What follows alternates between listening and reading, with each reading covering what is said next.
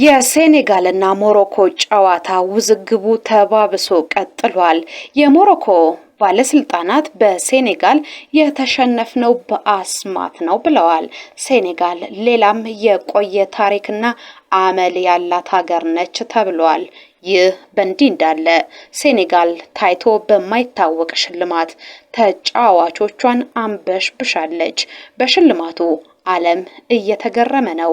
አስፈሪ እገዳና የቅጣት ስጋት አሁንም አልቀረላትም። አዲስ የተሰማ መረጃ አለ። ለመሆኑ እናንተ በናይጄሪያ በኮንጎና ሴኔጋል በተደጋጋሚ ስለሚሰማው የእግር ኳስ አስማት ምን ታስባላችሁ? በአስማት ዋንጫ ማንሳት፣ ኳስም ማሸነፍ ይቻላል? ሴኔጋልም ከአፍሪካ እንዲሁም ከዓለም ዋንጫ ልትታገድ እንደምትችል እየተነገረ ነው። ይሄንንም ሐሳብ እንነግራችኋለን። ትደግፉታላችሁ? ጻፉልን። አሁን ወደ ተሰሙ መረጃዎቻችን እናልፋለን። የሴኔጋል ተጫዋቾች በሽልማት ተንበሻብሸዋል። የአፍሪካ እግር ኳስ ንጉስነታቸውን ካስመሰከሩ በኋላ የሴኔጋል ብሔራዊ ቡድን አባላት በሀገሪቱ ወጣት ፕሬዝዳንት ባሱሪ አማካኝነት በታሪክ የማይረሳ እጅግ ደማቅ የሆነ እጅግ ግዙፍ የተባለውን አቀባበል ተደርጎላቸው የሽልማት ናዳ እየወረደባቸው ይገኛል። የኛ ቤተሰቦች ስለ ሽልማቱ እንገራችሁ።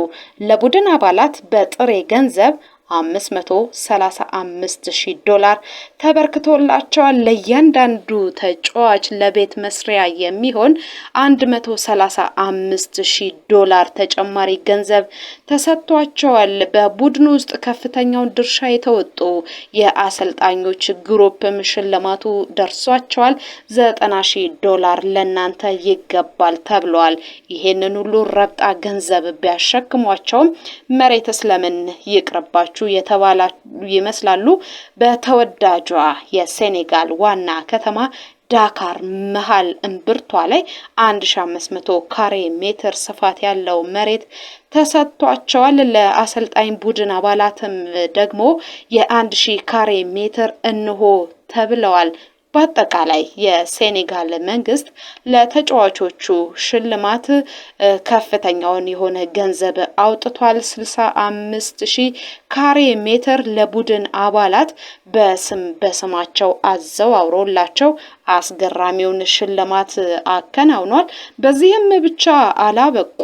ለዚህ ክብር ላበቋቸው ተጫዋቾቻቸው የክብር ማዕረግንም እያሸለሟቸው ነው የሚገኙት። ገንዘብ መሬት የተሰጣቸው የዚህ ቡድን አባላት በፕሬዝደንቱ ሌላም ክብር ተጨምሮላቸዋል። የሀገሪቱን ከፍተኛ የክብር ኮማንደር ማዕረግንም አግኝተዋል። ናሽናል ኦርደር ኦፍ ዘ ላዮን የተባለ ማዕረግ ነው የተሰጣቸው። በነገራችን ላይ የገንዘቡን ነገር እናንሳ። የሴኔጋል መንግስት በወጣቱ ፕሬዝደንታቸው አማካኝነት $6.2 ሚሊዮን በላይ ወጪ ማድረጉ ብዙዎችን እያነጋገረ ነው የሚገኘው። ዓለም ገንዘቡን በዛ፣ የተሰጣቸው መሬት ቁጥሩ ስፋቱ እጅግ ተጋነነ ቢሉም ፕሬዝደንቱ ግን እንዲህ ብለዋል። እኚህ ተጫዋቾች ከጉድን ያወጡን፣ እኚህ ተጫዋቾች ሴኔጋልን ከፍን ያደረጉት ተጫዋቾቼ ለክብር አብቅተውናል፣ ሀገራችንን ስሟን አስጠርተዋል፣ ገና ይቀራቸዋል፣ ገና ይሸለማሉ ሲሉ የተሰነዘረባቸውን ትችት በትችት መልክ መልሰዋል። በነገራችን ላይ የሴኔጋል የእግር ኳስ አንበሶቹ ገና ወደ ሀገራቸው ሲገቡ ደማቅ የሆነ አቀባበል በቤተ መንግስት ጠብቋቸዋል። ቀዩ ምንጣፍ ተዘርግቶላቸው ጀግኖች እየተባሉ እየተወደሱ ነው ወደ ሀገራቸው የገቡት። በተለይ ዳካር ሲደርሱ የሀገሪቱ ፕሬዝዳንት ናቸው ወደፊት ወጥተው አቀባበል ያደረጉላቸው። ይሄ በሴኔጋል ታሪክ ታይቶ ተሰምቶ የማይታወቅ ነው የተባለው። በፍጻሜው አዘጋጇን ሞሮኮን 1-0 በሆነ ጠባብ ውጤት ድራማ በሚመስል ጨዋታ ማሸነፋቸው አይንዘነጋም። አናብስቶቹ ሀገራቸው ሲመለሱ ወጣቱ ፕሬዝዳንት ከፍተኛ የሆኑ የስራ አመራሮችን አድርገው አንድ ላይ ከፍተኛ የሆነውን አቀባበል አድርገውላቸዋል። በነገራችን ላይ ከባለፉት 4 የአፍሪካ ዋንጫዎች በ3ቱ ለፍጻሜ ደርሳለች ሴኔጋል። አሁን ስታሸንፍ ትልቁን ዋንጫ ከፍ አድርጋ ስትስም ለሁለተኛ ጊዜ ነው። ለሁለተኛ ጊዜ ደማቅ የሆነውን ታሪክ የጻፉት የሴኔጋል ብሔራዊ ቡድን አባላት በሀገራቸው ቢወደሱም በሌሎች ሀገራት ግን ትችትን እያስተናገዱ ይገኛሉ። ሴኔጋል በአስማት ነው ያሸነፈችው ሲሉ የሞሮኮ ባለስልጣናት እየከሰሱ ነው። የሞሮኮ የበጀት ሚኒስተር ናቸው ይሄንን ያተናገሩት። ፋውዚ ይባላሉ። ሀገራችን የአፍሪካ ዋንጫ ፍጻሜ ላይ ደርሳ የተሸነፈችው በአስማት ነው ብዬ ነው የማምረው ነው ያሉት። በተለይ ለዚህ ደግሞ ፖለቲከኛውን የጨዋታውን ዳኛ ከሰዋል። የሴኔጋል ተጫዋቾች ሜዳውን ለቀው ከወጡ በኋላ ድጋሜ ጨዋታውን እንዲቀጠል መፍቀዳቸው ይሄ አግባብነት የለውም፣ እሳቸው ናቸው የበደሉን ሲሉ ነው የከሰሱት። እንደ ምክንያትነት ያነሱት ደግሞ ኢብራሂም ዲያዝ የፍጻሜ ቅጣት ምቱን ከመምታቱ በፊት የሴኔጋል ተጫዋቾች የመልበሻ ክፍል ገብተዋል። እዛ ገብተው ምን እንደበጠበጡና ምን እንደጠመጠሙ ምን አስማት እንደሰሩ አናቅም። አንድ ማረጋገጥ የምፈልገው ጉዳይ ግን እኛ የተሸነፍነው በብቃት ሳይሆን በአስማት ነው። አስማተኞቹ ሴኔጋሎች በጠመጠሙብን ባዞሩብን ጉዳይ ተሸንፈናል ብለዋል። እናንተ በዚህ ጉዳይ ታምናላችሁ? እስቲ ሀሳባችሁን አስፍሩልን።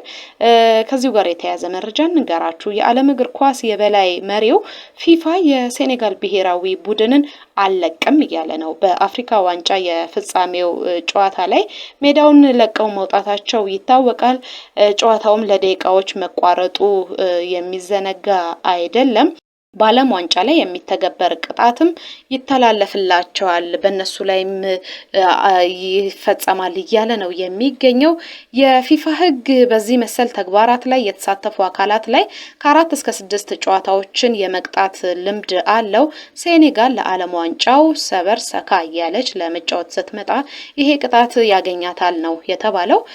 ደግሞ አስገራሚው ነገር 11ዱም ተጫዋቾች ከዚህ አድማ ላይ መሳተፋቸው ታውቋል። የአድማቸው መጠን ምን ያክል ተሳትፎ እንዳደረጉ ይጣራና ጨዋታዎቹ ላይ የመሳተፍ እድላቸው ይጠባል፣ ቅጣት ይጠብቃቸዋል ነው የተባለው። በነገራችሁ ላይ ከጨዋታው ሜዳ እንዲወጡ ያነሳሱት አሰልጣኙ ናቸው። አሰልጣኙ በግላቸው ቅጣቱ ከፍ ሊልባቸው እንደሚችል ነው የተነገረው። በዚህ ጨዋታ ላይ እጅግ ሴኔጋልን የታደገው ሳዲዮ ማኔ ነው። ሳዲዮ ማኔ ከፈርላንድ ሜንዲ ጋር በመሆን ተጫዋቾቹ ተመልሰው ወደ ሜዳ እንዲገቡ ሲያደርግ ነበረ። እሱ ሲወደስ ነበረ። ሴኔጋል ሜዳ ለቆ መውጣት የጀመረችው ዛሬ አይደለም። ለምሳሌ ሳዲዮ ማኔ ምክር ለግሶ እንዲመለሱ ያደረገው አልሃጂ ዲዩፍ እንደሆነ ይታወቃል። አልሃጂ ዲዩፍ ግን ከዚህ በፊት በነበረው ልምዱ እጅግ ነውጠኛ፣ እጅግ አስቸጋሪ ተጫዋች ነበረ። የ2004ቱን ቱኒዚያ ያዘጋጀችውን የአፍሪካ ዋንጫ እናንሳ። አልሃጂ ዲዩፍ ረብሻ አስነሳ። ቡድኑ ሜዳውን ለቆ ወጣ። በድጋሚ ተመልሶ ተጫወቱ። 1-0 ተሸንፈው ከውድድሩ መሰናበት ቻሉ። ረብሻውን ያስነሳው ዲዩፍ በወቅቱ 3 ጨዋታዎችን ተቀጥቷል። በዚህኛው የአፍሪካ ዋንጫ ግን ከቀደመ ታሪኩ የተማረ ይመስላል። የሴኔጋል ብሔራዊ ቡድን ተጫዋቾች በሳዲዮ ማኔ አማካኝነት ወደ ሜዳው እንዲመለሱ ሲያግባባ ነበረ። እንግዲህ ከችግሩ ተምሯል ማለት ነው። እሱም እየተወደሰ ነው የሚገኘው።